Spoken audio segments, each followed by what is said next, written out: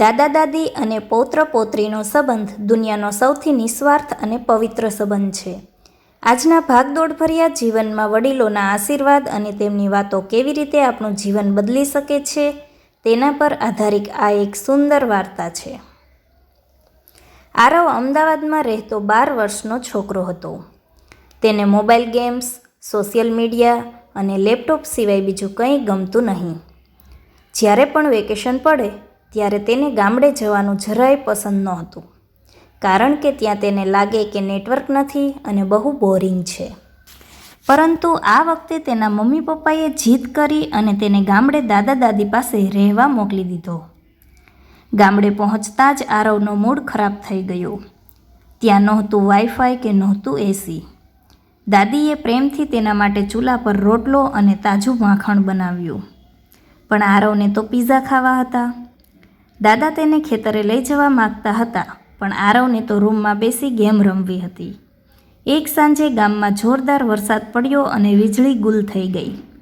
આરવના ફોનની બેટરી પણ ઉતરી ગઈ. અંધારામાં તે ડરી ગયો અને રડવા જેવો થઈ ગયો. ત્યારે દાદી ત્યાં એક કોડિયું લઈને આવ્યા અને આરવને ગળે લગાવી દીધો. દાદાએ આરવને પોતાની પાસે બેસાડ્યો અને અંધારામાં વાર્તા કહેવાનું શરૂ કર્યું. એ વાર્તા હતી દાદાના બાળપણની, કે કેવી રીતે તેઓ નદીમાં તરતા, ઝાડ પર ચડતા અને કેવી રીતે પક્ષીઓનો અવાજ ઓળખતા. બીજા દિવસે સવારે આરવ વહેલો ઉઠ્યો. તેણે જોયું કે દાદા પક્ષીઓને ચણ નાખી રહ્યા હતા અને દાદી ગાયની પૂજા કરી રહ્યા હતા. આરવને પહેલીવાર અહેસાસ થયો કે ફોનની સ્ક્રીન કરતાં આ કુદરતનું દૃશ્ય કેટલું સુંદર છે. આરવે આખું અઠવાડિયું દાદા સાથે ખેતરમાં વાવણી શીખી, દાદી પાસેથી જૂના ગરબા અને સંસ્કારો શીખ્યા. તેને સમજાયું કે દાદા એટલે અનુભવનો દરિયો અને દાદી એટલે વટવૃક્ષની શીતળ છાયા. વેકેશન પૂરું થયું ત્યારે આરવ જવા તૈયાર નહોતો.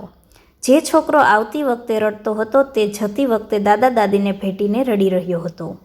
તેને દાદાને વચન આપ્યું કે દાદા, હવે હું ફોન ઓછો રમીશ અને તમારી વાતો વધુ સાંભળીશ.